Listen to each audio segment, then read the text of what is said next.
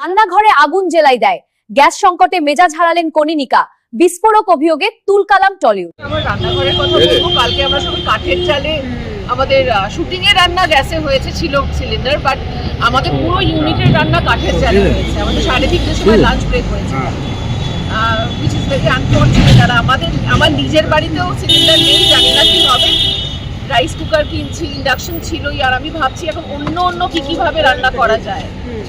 না, এই যে আবার পুরনো দিনে ফিরে যাওয়া, মানে আমরা একটা আধুনিক সভ্যতাতে গ্যাস, এমনকি অনেকের বাড়িতে তো পাইপ লাইনে গ্যাস, তাদের আলাদা করে সিলিন্ডারও নেই, সেখান থেকে আবার কাঠ কয়লাতে ফিরে যাওয়া, এইটা কতটা মানে কঠিন মনে হচ্ছে এখন এই পরিস্থিতি? দেখুন, আমাদের প্যান্ডামিক অনেক কিছু শিখিয়েছিল, কিন্তু সেই শেখাগুলো আমরা তো মনে রাখি। তাই ফিরে যাওয়াটাও আমাদের কি শেখাবে আমি জানি না, তবে এইটুকু বলতে পারি সার্ভাইভ করে যেতে হবে, কারণ পৃথিবীর অবস্থা কোনো দিকেই, বাংলা বলুন বা ইরান বলুন বা যেখানে যে প্রান্তেই যান না কেন, খুব একটা সুন্দর তো নয় এই মুহূর্তে। তাই লড়তে হবে, জানতে হবে কি করে সার্ভাইভ করা যায়, বাচ্চাগুলোকে শেখাতে হবে, কারণ পরিস্থিতি আরো অন্যদিকে যাবে। কেন্দ্র এবং রাজ্যে কনিনিকা, শেষ প্রশ্ন সেটা হচ্ছে যে কেন্দ্রীয় সরকার, আজ যুদ্ধের 15তম দিন, কেন্দ্রীয় সরকারের কি এটা কোথাও রিয়েলাইজ করতে, উপলব্ধি করতে এবং তার এগেনস্টে আগাম ব্যবস্থা নিতে কোথাও কি একটা ঘাটতি থেকে গেছিল, যাতে ক্রাইসিসটা অকার করবে?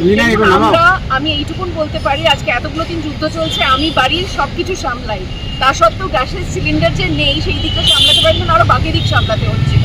কিন্তু যারা কেন্দ্রীয় সরকারি জায়গায় বসে আছেন তাদেরও নিশ্চয়ই আরো অনেক প্যারামিটার দেখতে হয়, বা এটার ক্ষেত্রেও হয়তো, মানে এটা তো গ্যাস তো আর উড়োজাহাজে উড়ে আসবে না, গ্যাস আসবে শিপে, তার জন্য 1000 পারমিশন দরকার। আর এখন যেরকম অবস্থা, মানে যেভাবে বিভিন্ন জায়গায় উড়িয়ে দেওয়া হচ্ছে, যেভাবে বোমা পড়ছে, বা যে ধরনের বোমার কথা আমরা এখন কাগজে পড়ছি, সেই জায়গা থেকে সেফটিটার কথা মাথায় রেখে হয়তো একটু দেরি হয়েছে।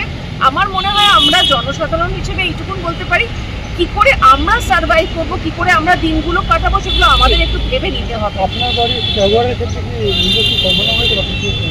আমি বলেছি যে যা হোক করে চালো, আমার বাড়িতে সিলিন্ডার নেই, লাস্ট সিলিন্ডারে কিছুক্ষণ, মানে কিছু দিন, হয়তো 2-1 দিন চলবে। তারপর আমি যেহেতু রান্না বান্না করি, আমাকে ভাবতে হবে, রাইস কুকার কিনেছি, ইন্ডাকশন আছে, আমার ওভেন আছে, ওই দিয়ে যা হোক করে চালাবো। আমাদের বিভিন্নভাবে চেষ্টা করতে হবে, কাঠের জাল হলে কাঠের জালে রাখবো।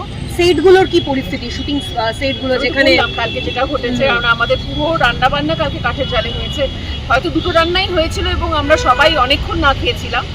আমারটা ওরা বাইরে থেকে এনে দিয়েছিল, কিন্তু আমার রীতিমতো অসুবিধা ছিল। আমাদের সবার একসঙ্গেই লাঞ্চ ব্রেক হলো এবং ওদের চিকেন এবং ভাত করা হয়েছিল। ঠিক আছে, একটু কষ্ট করবো। মানুষ একটু প্যানিক বাইং করছে, অনেকে বলছে ব্যাপারটা কি আপনি নিজে যেরকম মনে করেন? হ্যাঁ, সেটা তো হয়, যে কোনো যুদ্ধের আগে, যে কোনো প্যান্ডেমিকের আগে প্যানিক বাইংটা হয়। আমার যেমন বারবার মনে হচ্ছে যদি যুদ্ধের এখানে কোনো এফেক্ট পড়ে, বাজার কিনে রাখি, সেটা সকলেরই হয়, সেটা নর্মাল। আর একটা কথাই বলতে পারি যে সভ্যতা এগিয়ে চলেছে, সভ্যতা ধ্বংস হয়েছে, সভ্যতা এসেছে, এর সঙ্গে আমাদের কি করে আমরা বাঁচবো সেটাকে ভাবতে হবে।